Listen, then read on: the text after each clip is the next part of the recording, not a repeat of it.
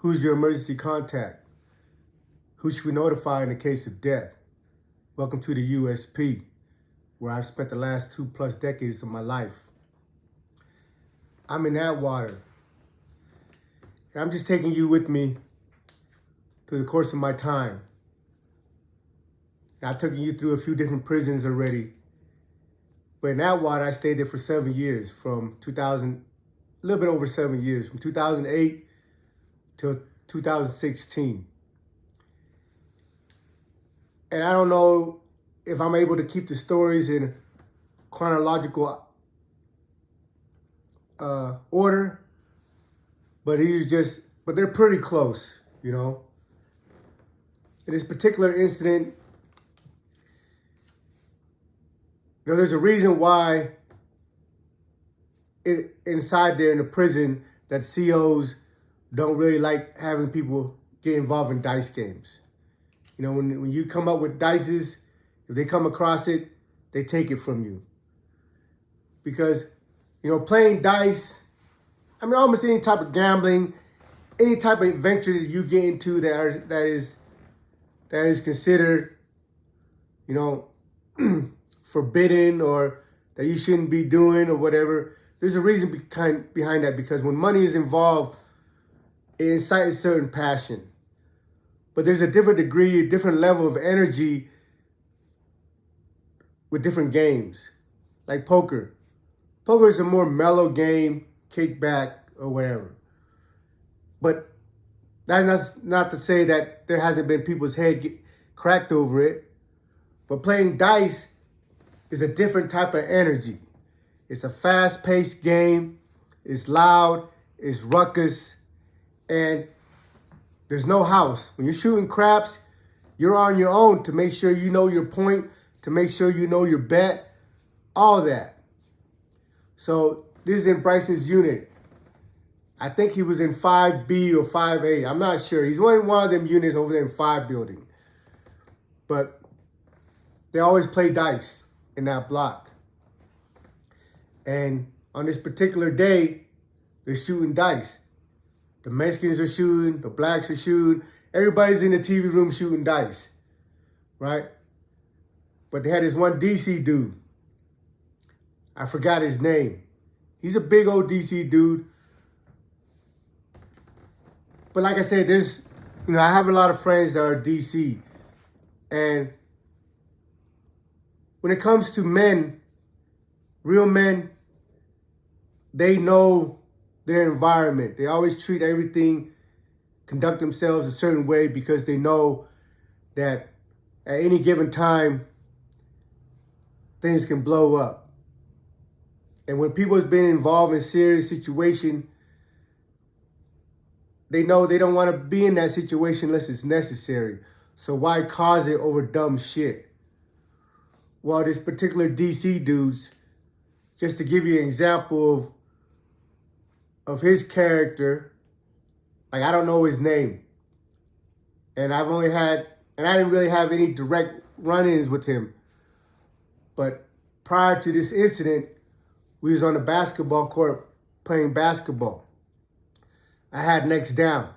Next down mean, winner, we're playing 5-on-5 full court. Next down mean, winner stays on the court, losers get off, then the next guy come up. So my game is next. This DC dude in particular that I'm talking about was playing ball. And and his team lost. But he didn't like the way they lost. He got in type of argument or whatever. Well, the rest of his teammates got off the court. And now it's my turn to get on the court to play. But when I go to get on the court to play with my team, this DC dude, he's still on the court, squat down under the basket by the free throw, right under the basket, about maybe 3 or 4 feet in from the free throw line. But he's just standing there. And a couple dudes went over there to try to talk to him, like, hey, man, can you get off the court? We don't want to be running into you. Me, I'm like, man, fuck it, play ball. If he gets in the way, he gets in the way. because I'm in my feelings that you want to be out here disrespecting everybody because you don't want to get your ass off the court. But I'm not black. I'm a different race. So some of the black dudes that were on my squad, were on my team, and the ones playing, they're like, because a lot of these guys, DC has a reputation. They go hard. So, a lot of people don't really want to beef with the DC dudes unless it's necessary. So a few of these dudes, like, man, let's just go. They went and holler at Larry Moe. Larry Moe is like their big homie from DC. And Larry Moe's on the other side of the yard doing whatever he's doing. So we're waiting while a couple dudes go and grab Larry Moe. Larry Moe comes over to the basketball court where we're at, holler at this dude. I don't know what they said. I'm not privy to their conversation. But Larry Moe got him off the court, and we continue playing. I just shared this with you just to give you the kind of attitude that this dude carries. A lot of these dudes, most of the DC dudes are respectful and they go hard, but some of them also just write the coattail of the name, or because they know that, hey, DC is feared and respected, and so I'm gonna carry myself a certain way. I don't give a fuck type of attitude because they don't want to funk with us. But a lot of times it always just takes one dude boy to get the whole car in a wreck. So this guy lives in Bryson's unit, and they're in the room shooting dice. And the border brother is on the dice, and he's betting the border brother. Border brother is a Mexican gang from across the border. So the border brother is shooting dice, and he hits his point, and he goes picks up the money, and the DC dude stops him. He's like, no, that's not your point. And the border brother, like, yeah, that's my point, homie. He's like, no, that's not your point. The border brother knows he's not stupid. He knows what his point is. But the DC dude is just on like some bully type time, like he think he can punk this Mexican dude, into believing that's not his point. So the Mexican's like, hey, that's my point. I won. He's like, no, that ain't your point. That ain't your point. You ain't taking my money. And the Mexican's like, what? It's like, yeah, you ain't touching nothing. So a Mexican dude got up. When he got up and left the room, the few other Mexicans got up and left the room with him. Bryson is still in the TV room with the rest of everybody else that's shooting dice. And when all the Mexicans left the room, Bryson told me that DC dude was like, yeah, I don't know about what's going on out here in the West Coast, but out East, we don't give a fuck about no Mexicans. There's not even any Mexicans in the back East. So you never really had any dealings with Mexicans in the back East. Whether it's Mexican, white, Puerto Ricans, black, Asians, these are all men that's in the penitentiary for a reason. And everybody that's in the penitentiary understand perception and how people, and how you present yourself and how you carry yourself and how you deal with situation allows you to be able to move around. You just try to punk this dude in front of everybody. This dude, he's a border brother. They're a violent gang within themselves. He knows he can't allow someone, don't matter who it is, don't matter how big they are, don't matter how big their gang is, whatever, allow him to get punked in front of his people. Because his people is not going to allow that. So it's only two things that's going to end up happening. Either he comes back and butchers this DC dude, or his homie's going to butcher him. And when it comes to shit like that, there's no talking. Because this dude already was disrespectful. Already did what he did. So what are you going to do? Come back, hey, Mr. DC, please don't do that to me again? Nah, there's only one way to resolve this. is to make an example that, hey, just because you're big, just because you're from so-and-so place or so-and-so gang, it don't give you permission to treat me or disrespect me any type of way. So like I said, Bryson was in the room and he said that DC dudes like, hey man, on the East Coast, we don't give a fuck about these dudes. We ain't scared of no freaking Mexicans. Well, that he's over there thinking that he's cool, that he just did what he did and just punked this little Mexican dude. Next thing you know, Bryson knew what was going on. We done our time on the West Coast.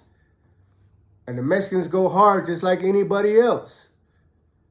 You know, and when it comes to racial lines, when another race is being disrespectful, especially when it comes to blacks, being disrespected by some black guy or whatever, they have zero tolerance for it. So in there's a coalition. When one Mexican go, they all go. Whether it's Border Brothers, Paisas, or Sereños, or if your ass is from fucking Arizona, if you're from New Mexico, you're from Denver, if you're in a California yard, you all ride under the Sereño umbrella, and it's a coalition, and when one of them go, doesn't even matter how you feel about the situation. Doesn't even matter if it got nothing to do with you. Your ass better go too. Because when the smoke clear and you didn't bust no grapes, then you getting punished. That's the rule. That's the law of the land.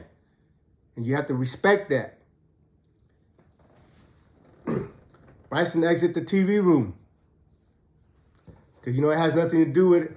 Because if Bryson gets involved on one side or the other, it's going to involve the rest of us. But Bryson had nothing to do with it. He exited the TV room. He went and got on the second tier because he knew what was coming. And just watch. He said all the Mexicans went in one room having their discussion or whatever. They all came out. They spread out to wherever they were going. 4 or 5 of them rushed the TV room and started stabbing that DC dude up and any other black that was in the TV room. The other Mexicans, they just spotted out black dudes. They didn't care if it was DC. They didn't care if it was Midwest. They didn't care if it was Crips, Bloods, or Bay Area. Because when it comes to racial war, if you hit one dude from one race, you better hit the rest of them because their people is not going to sit there and watch a Mexican dude stab up a black dude, vice versa. Don't matter what race it is. If it's a different race jumping on somebody else, their people is not going to sit there and watch, and it's just going to pop off. And the whole unit went into chaos. They run around, but the blacks are caught off guard. You know, because this dude thought because he's from DC and because he was a big-ass dude that he can do what he want. And these Mexicans was letting him know, nah.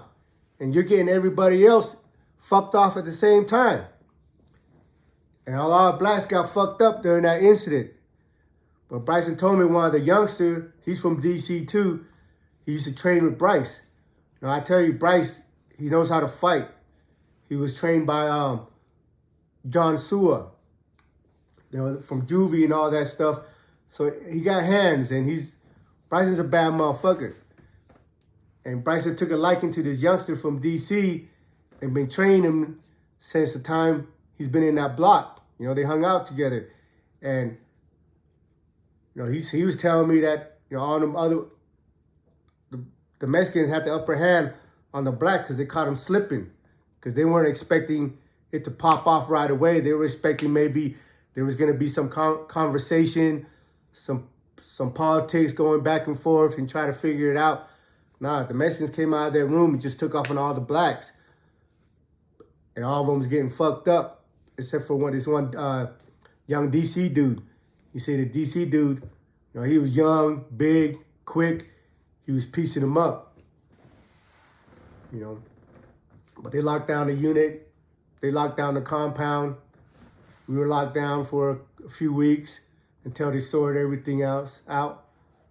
But the moral of the story is that people ain't gonna allow you to be disrespectful to them, especially if there's someone that's from a gang. And the Border Brothers are a gang. You know, the Paises are a gang. The Sureños are a gang.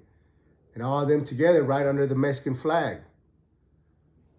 You know, welcome to the USP.